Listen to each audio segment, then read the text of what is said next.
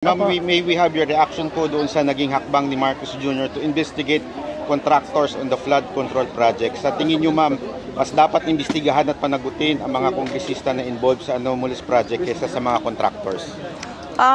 Well, lahat sila dapat. No, hindi lang yung mga contractors dahil yung mga contractors ay mga tauhan din sila ng mga members of the House of Representatives. Kung maalala ninyo, meron akong ginawa na interview noon kung bakit ako umalis sa Department of Education. Binagyat ko doon na 2 tao lang ang nagde-decide sa budget ng Pilipinas. Yun ay si Martin Romualdez at si Zaldico. At yung mga kasamahan nila o mga grupo nila, kasama din nila yon sa paghati-hati noong budget ng Pilipinas. Dahil nakita namin yon sa Department of Education, nabanggit namin yon kay BBM na ganun ang ginawa, pero noon ay wala siyang reaction.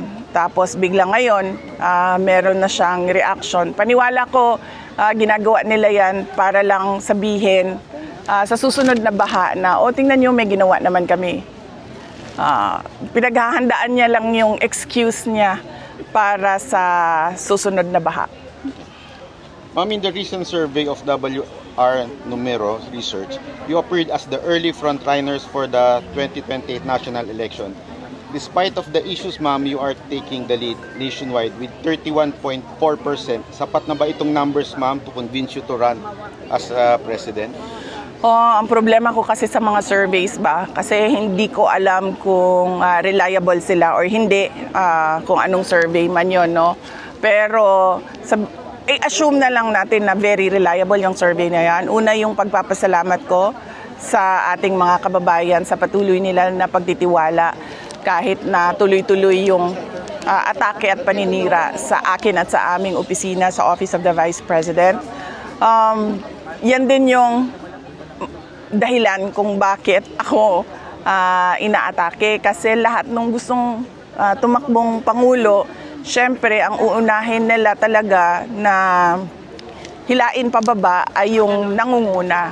Kaya parang in a way, blessing siya dahil nandyan yung tiwala ng mga tao at malaki yung pasasalamat ko dahil naniniwala sila sa kakayahan ko na magtrabaho para sa ating bansa.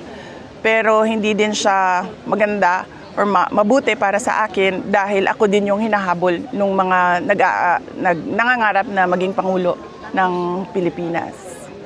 Thank you. Okay. Juby, ano man ang ask you? Okay. Vice, meron akong mabilis.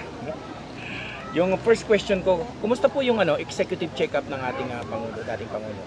Yung medical check-up? Hindi ko po, wala po akong update, wala po akong balita na meron siyang executive check-up na ginawa. Pero yung sa po ninyo, na-meet nyo siya, no? Yung aura nung health niya? Para sa akin mas okay siya ngayon kaysa sa noon.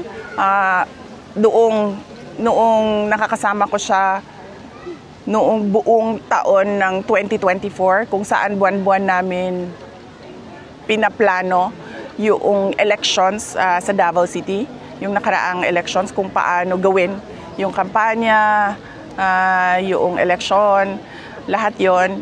Buwan-buwan namin yun pinagmimitingan nung 2024. Sa tingin ko, maganda yung, in a way, blessing yung nangyari na nagkaroon ng ibang perspective o parang second opinion sa mga doktor. Nagkaroon ng doktor dito sa Netherlands dahil baka siguro na-review yung mga gamot na ibinibigay sa kanya. Kasi napansin ko, although pumayat siya syempre dahil yun sa pagkain, pero yung kanyang mood at yung kanyang disposition ay mas better compared noon. In fact, noon si PRD is very aggressive and madaling mag-init ang ulo, but ngayon kalmado siya, and tinatanong ko sa kanya yung mga sakit sakit ng ulo mo ba dati or sakit ng likod mo, yung cramping mo, nagka-cramps yan siya eh.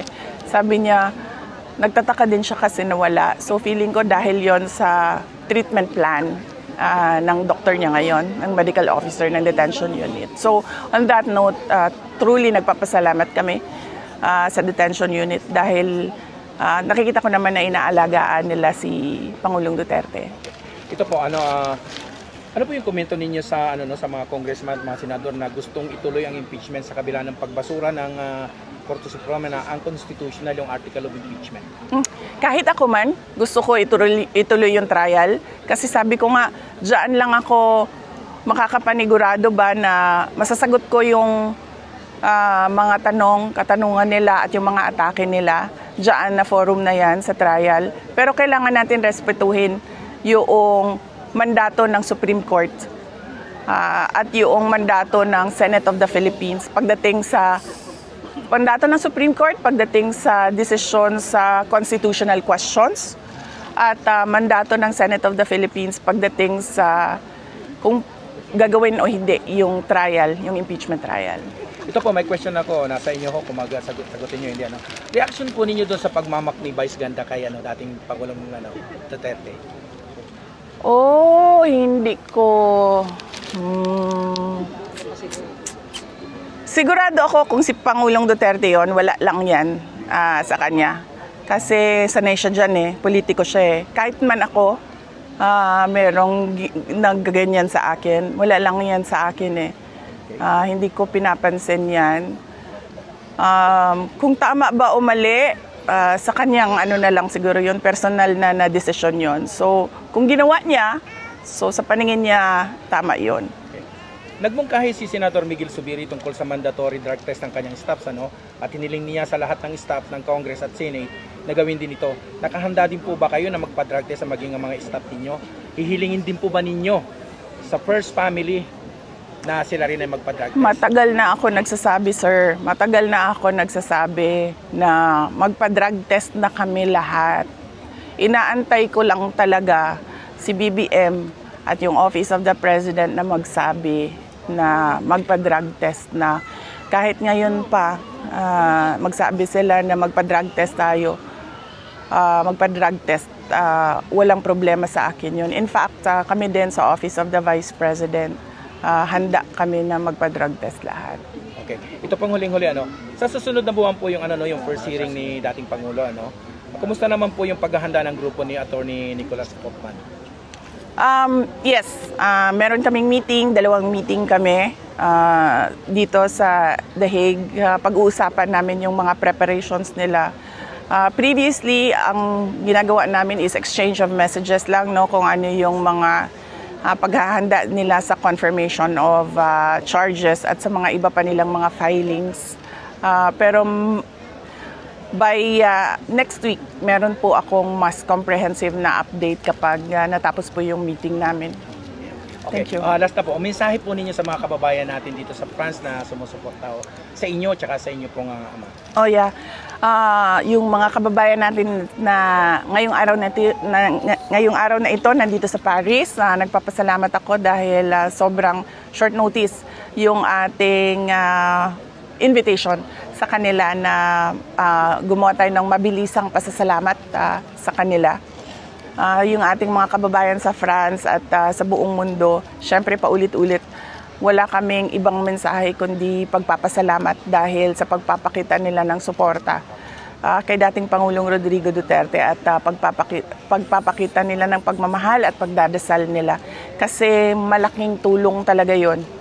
Naniniwala talaga ako na tulad ng impeachment ko, sir, wala kaming ginawa noon eh. Wala kaming ginawa sa Supreme Court, wala kaming ginawa sa Senate dahil sinabi ko sa mga kasamahan ko, hindi natin kayang labanan yan kasi nakaupong presidente yung kalaban natin.